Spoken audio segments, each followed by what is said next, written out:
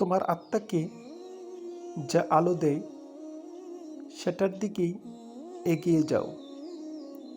অর্থাৎ মানুষের এমন কাজ, চিন্তা ও পথ বেছে নেওয়া উচিত যা তার মনকে শান্তি, ভালোবাসা ও সত্যের দিকে নিয়ে যায়। যে জিনিস তোমার আত্মাকে আনন্দ ও আলো দেয় সেটাই তোমার জীবনের সঠিক দিক নির্দেশনা হতে পারে।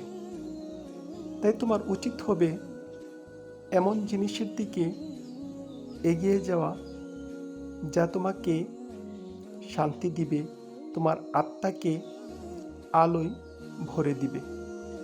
তবে সেটি হবে সঠিক পথ, সেটি কোনো অন্যায়ের পথ হবে না।